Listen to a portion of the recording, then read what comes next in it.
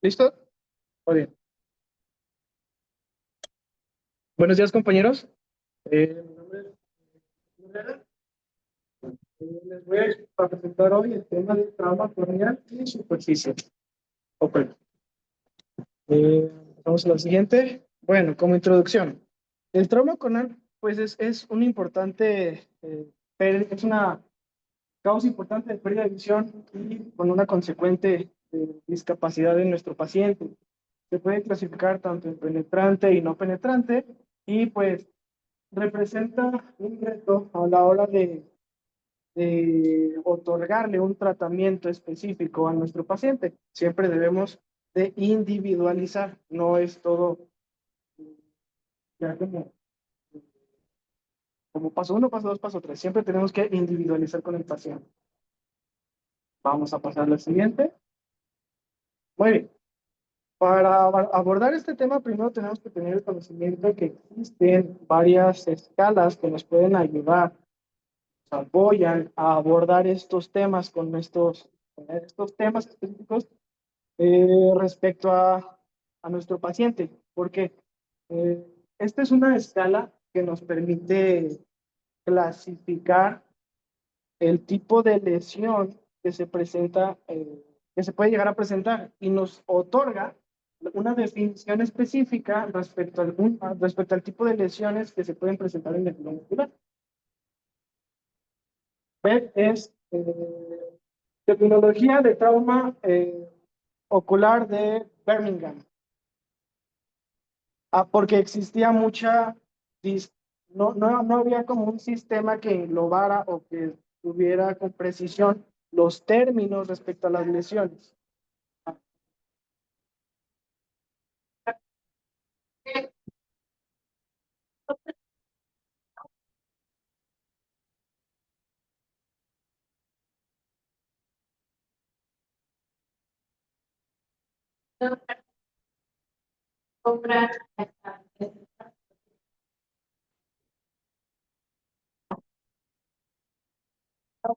Estas divisiones.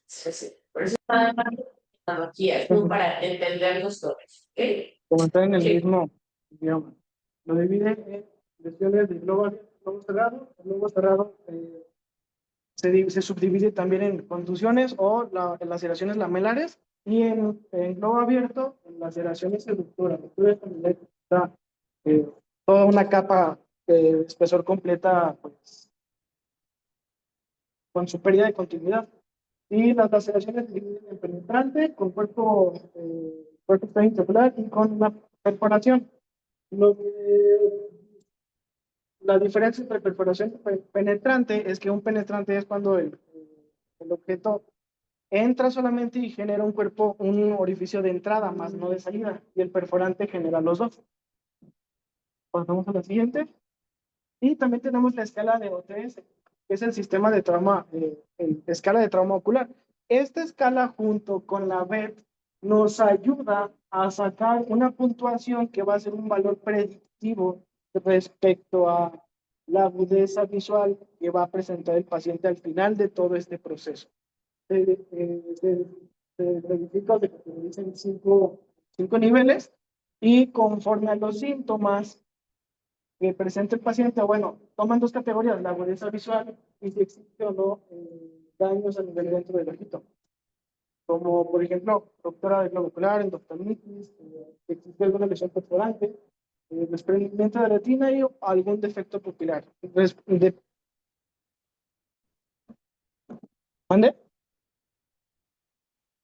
¿No lo das escala? No, ¿Alguien no. sabe qué es lo que da el OTS?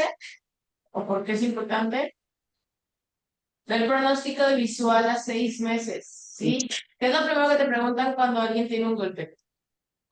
¿Y si va a ver? Como, ¿Cierto o no? Para eso sale esta otra clasificación. Es un pronóstico a 6 meses del trauma inicial, ¿sí? ¿Qué te brinda? Pues ya llega ese paciente con una percepción de luz o movimiento de manos, el pronóstico es malísimo,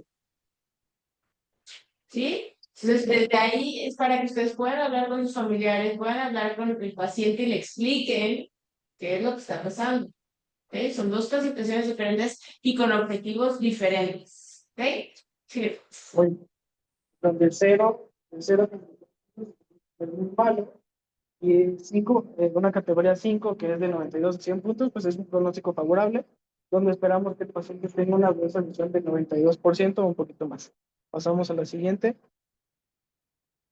Muy bien, consideraciones generales. En nuestro paciente, pues es esencial, es de vital importancia para nosotros conocer cómo fue el mecanismo de lesión.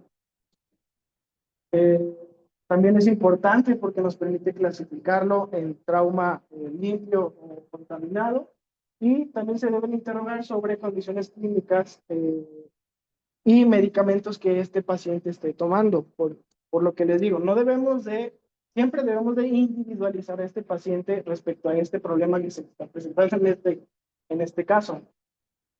Vamos a la siguiente.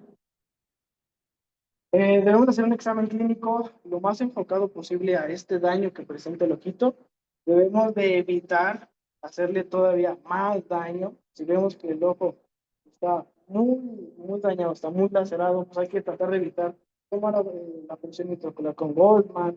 Hay que tratar de mover lo menos posible ese ojito.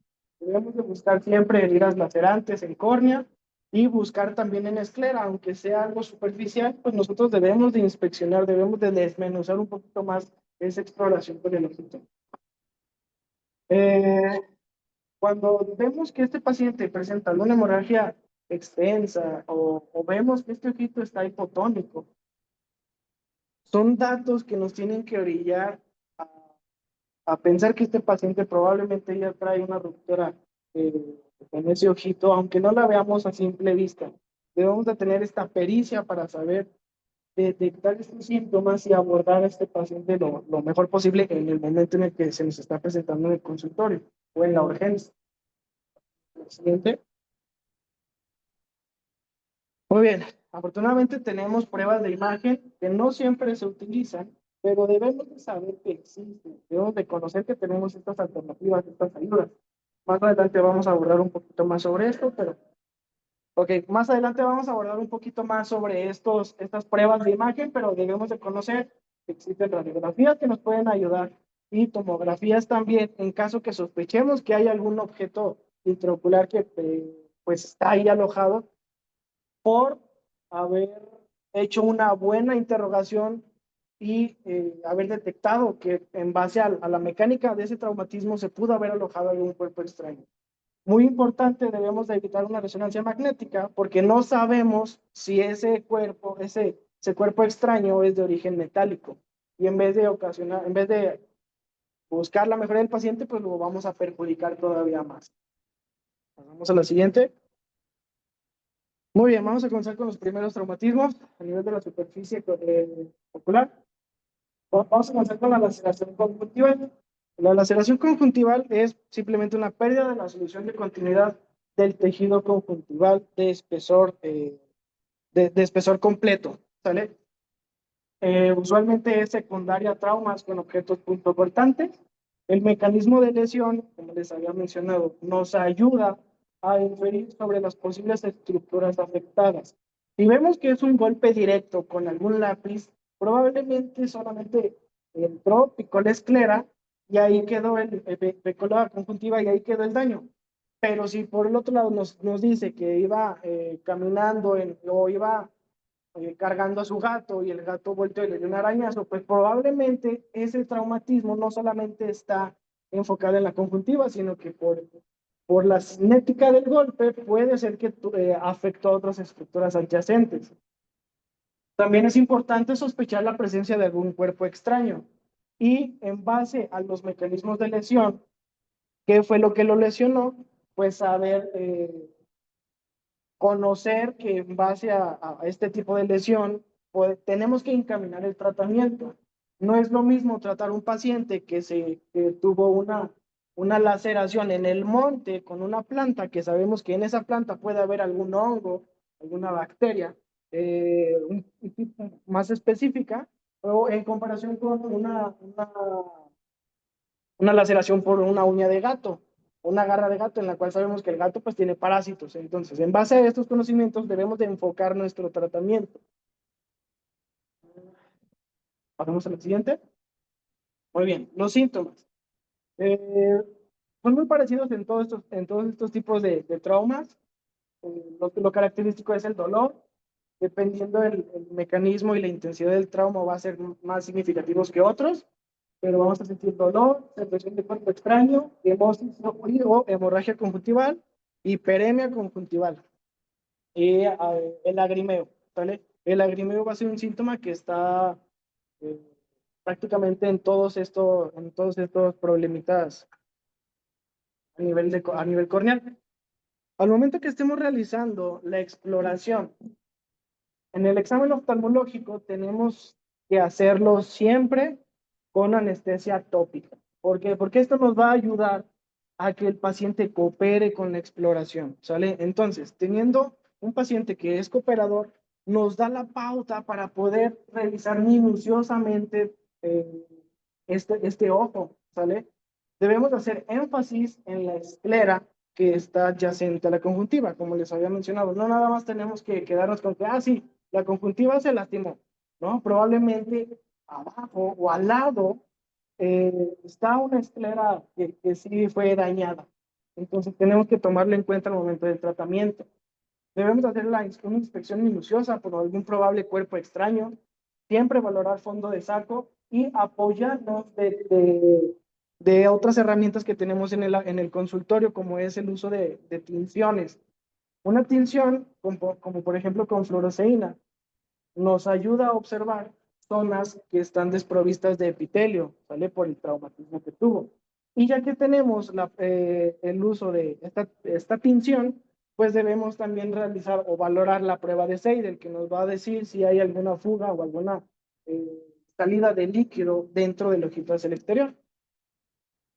También respecto a lo que les había comentado de tener esa pericia, siempre aunque estemos buscando algo superficial en el ojo, debemos de revisar de forma intencionada datos directos de algún trauma abierto, ¿vale?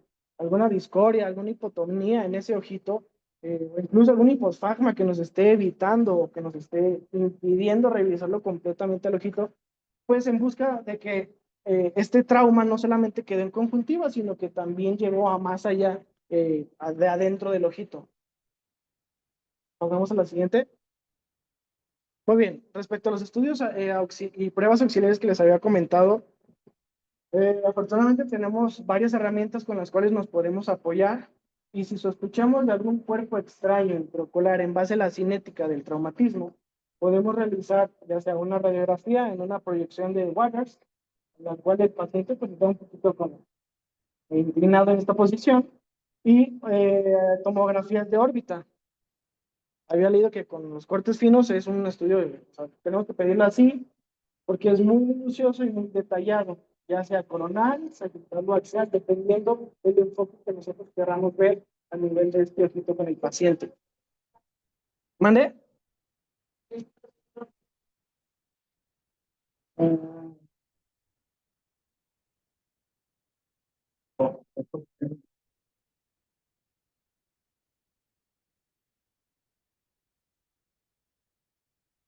ok, ok, muy bien. Y también un eco, pero ahorita vamos a hablar. Pasamos a la siguiente. Muy bien, el tratamiento en este caso específico, pues bueno, ya una vez aplicada la anestesia, lo primero que tenemos que hacer y que la verdad casi nunca lo hacemos es simplemente utilizar irrigación con solución salina para retirar algunos probables remanentes de este cuerpo extraño que pues, se pudieron haber alojado en el saco, ¿vale? O en el párpado superior. Tenemos que tener irrigación. Si a pesar de la irrigación todavía no sale ese cuerpo extraño porque está incrustado, eh, podemos retirarlo con alguna aguja, ¿vale? Con el bisel de una aguja.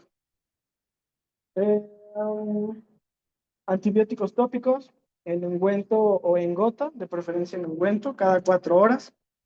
Y la mayoría de las laceraciones que son menores a 1 centímetro generalmente no requieren tratamiento quirúrgico.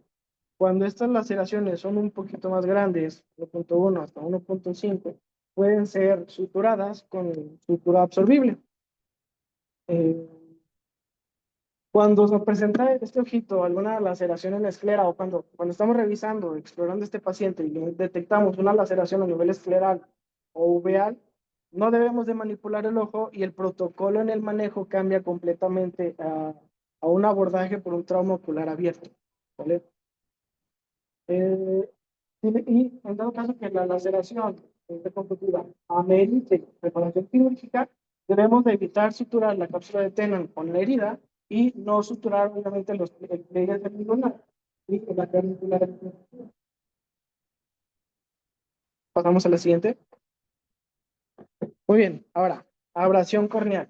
La abrasión corneal es una lesión de la superficie de la córnea que solamente involucra al epitelio. Van a ser los mismos síntomas, dolor, fotofobia, visión borrosa y sensación de cuerpo extraño, además del lagrimeo que vamos a presentar. El lagrimeo es una respuesta eh, refleja a la estimulación del nervio facial. Ahorita les voy a platicar por qué. Usualmente las lesiones siempre se terminan con la conjuntivitis. Pasamos a la siguiente. El diagnóstico es clínico.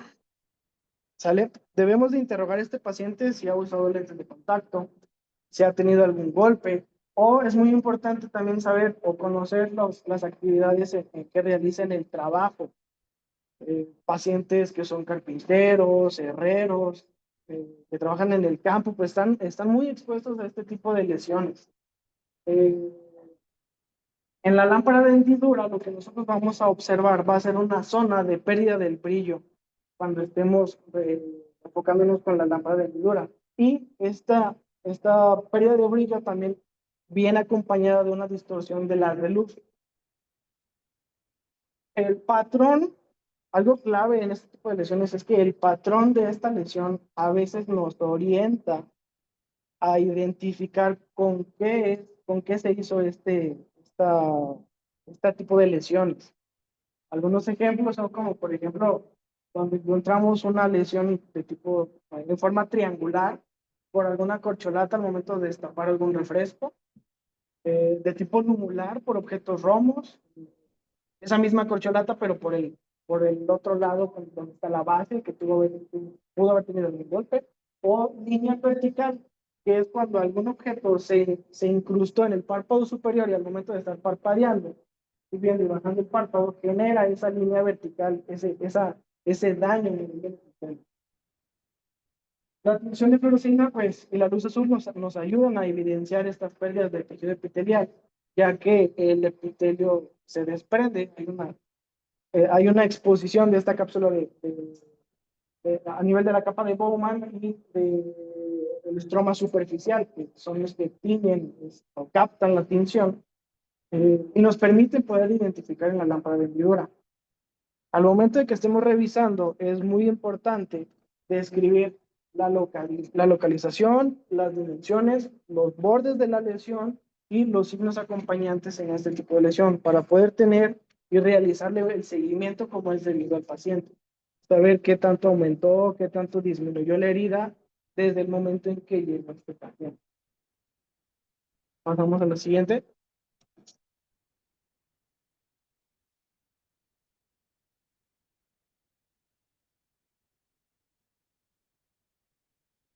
Muy bien. El tratamiento. El tratamiento que tenemos que tener con estos pacientes, nuestra meta es la revitalización.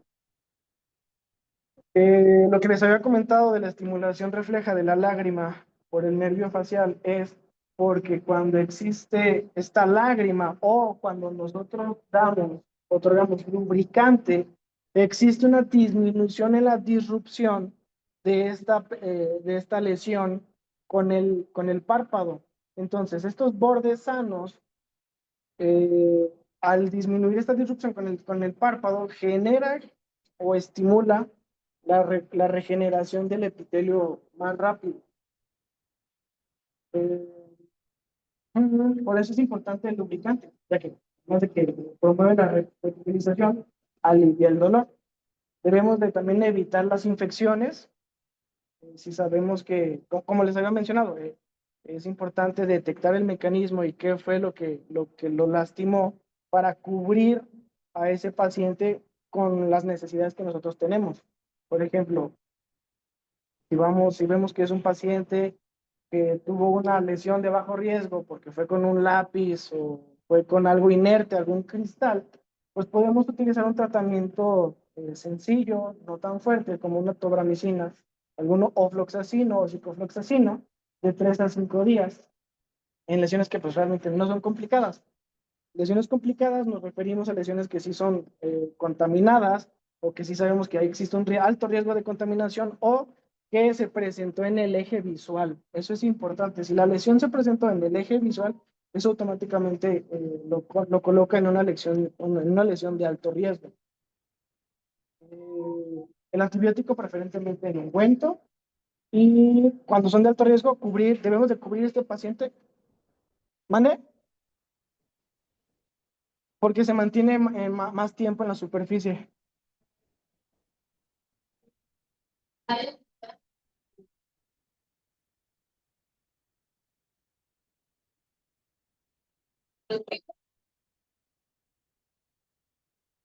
Entre los posoperados de televisión, a veces, ¿sí? El ungüento es muy incómodo. Soy muy fan del ungüento, pero tiene que explicarle al paciente lo que va a tener, ¿perdón? Entonces, eso preferentemente ungüento, vuelvo a lo mismo, no es receta de cocina. Si ahí me quedaría yo con algo de esa diapositiva, es que no usa lente de contacto.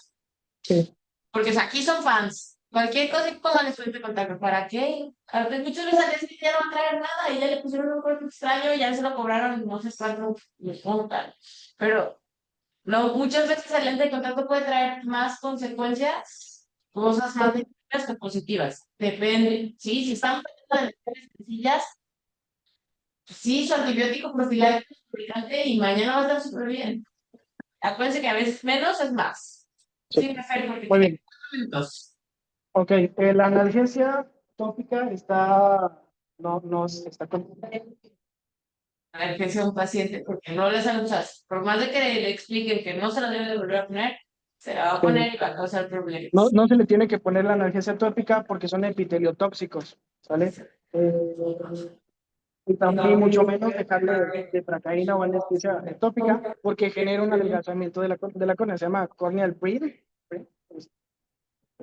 Y pues sí, lo que había mencionado la doctora, no es de contacto de parche oclusivo, porque probablemente sea lo que le pegó al paciente, o lo que generó este tipo de lesión, probablemente está contaminado, está infectado. Entonces, al momento de colocarle el lente de contacto o parche, generamos que aumente la humedad y el calor, y eso genera que existe un crecimiento de ese, ya sea bacteriano o de hongos, micótico en dado caso con este paciente.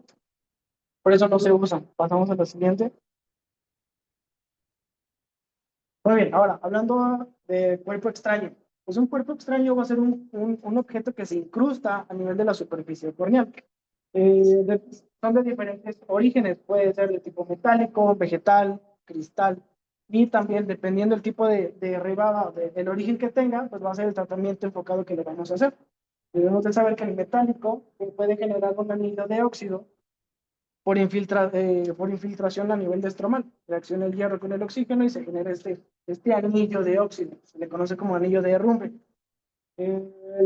Cuando es de origen vegetal se debe de tener cuidado al momento de seleccionar el manejo, como les había mencionado anteriormente.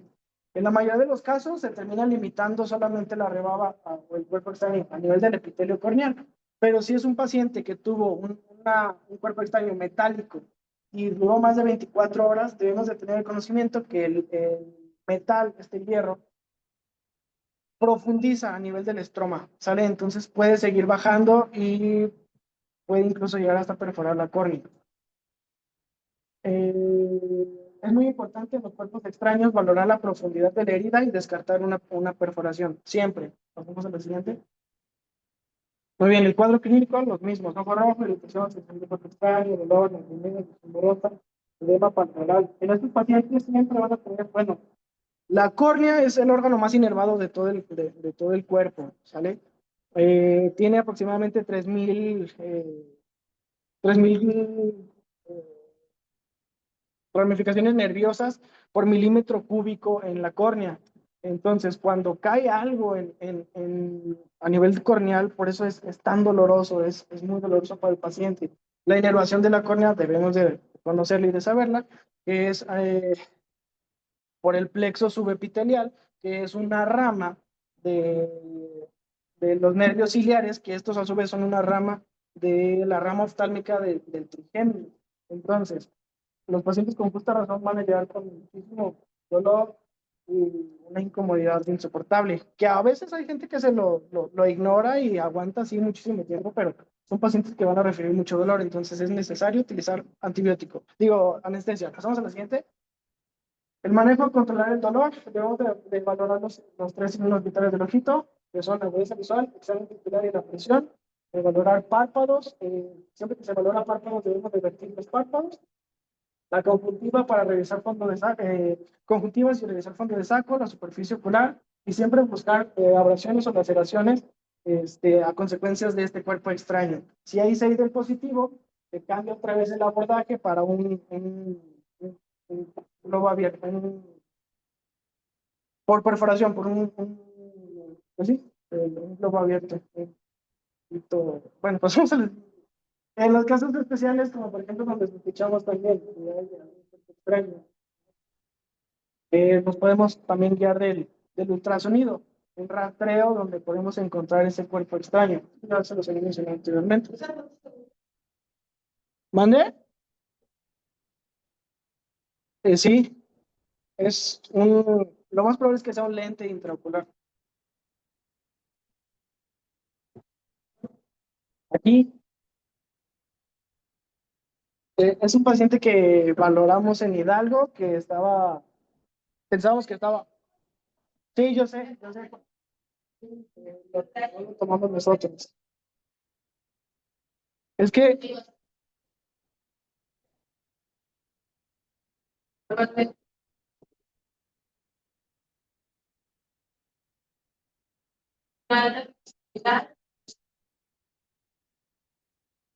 ok.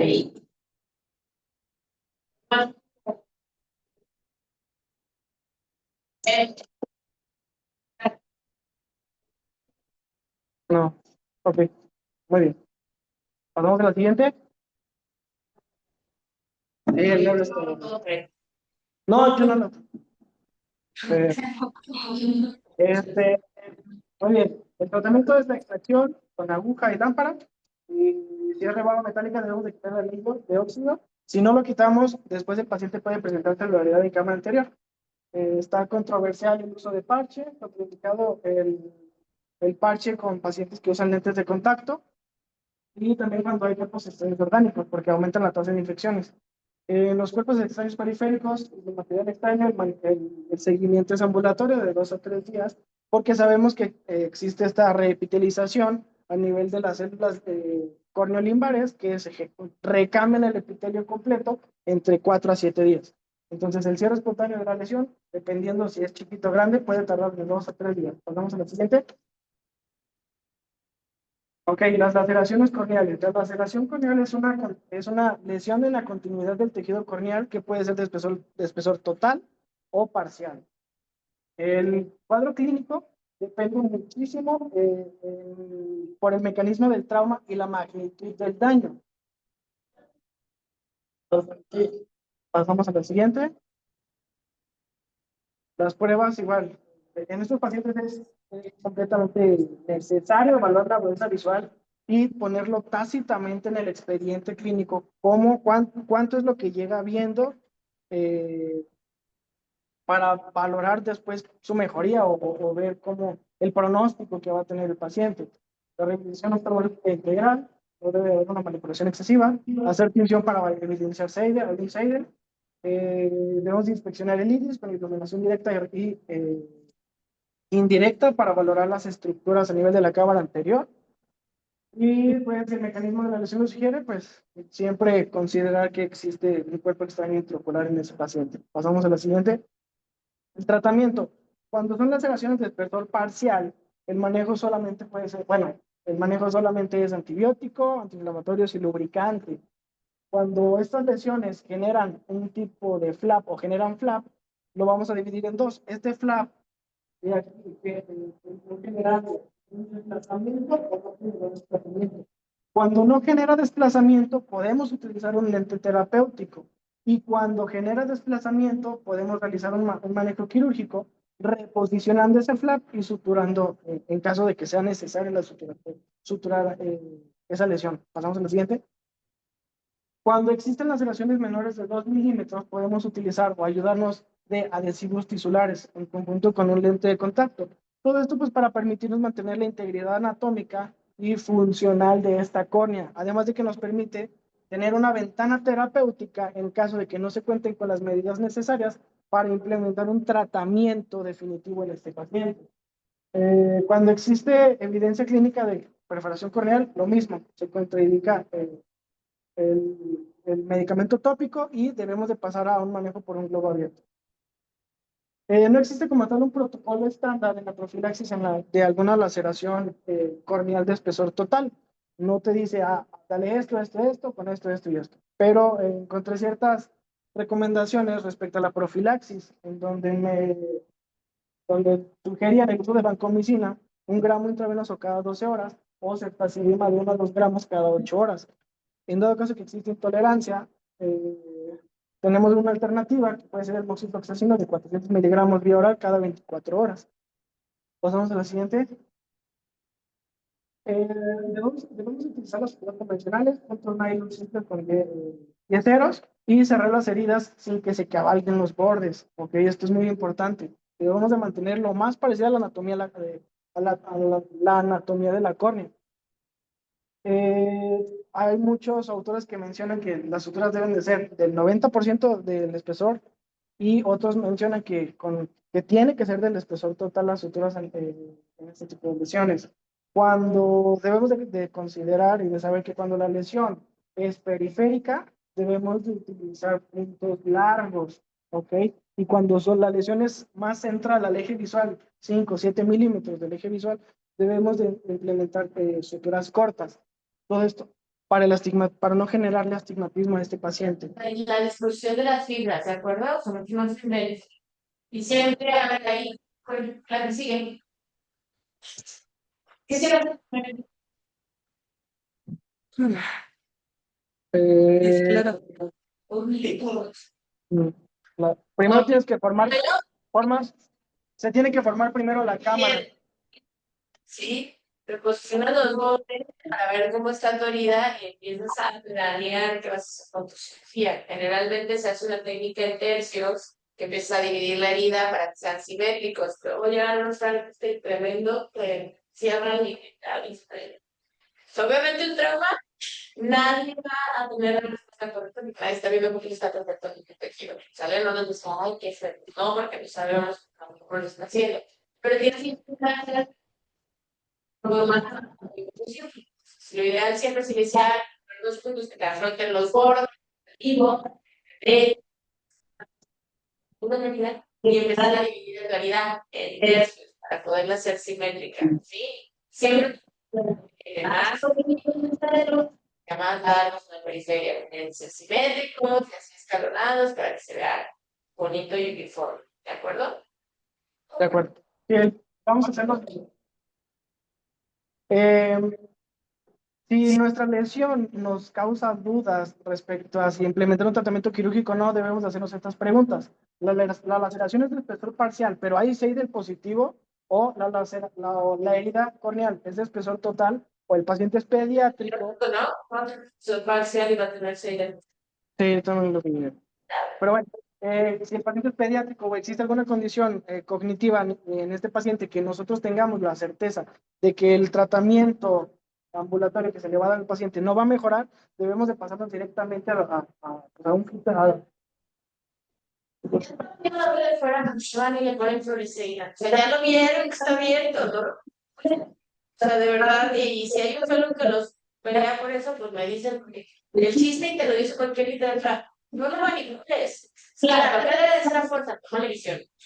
Toma la visión, si puedes una foto así, la necesidad, lo haces, pero ya, ojos. O sea, está tratando el mío con la hoja de fuera, pero no está claro, ¿no? O sea, prioricen, ¿de acuerdo? Si ya vieron que es un trauma muscular abierto, no, y menos en niños, ¿sí? Porque luego son expertos. No te lo quiero prohibir, sí, porque cada niño llora en el bebé, sigue utilizando el contenido escolar. Entonces, no estoy diciendo que no revisen sus pacientes, no, jamás diría eso.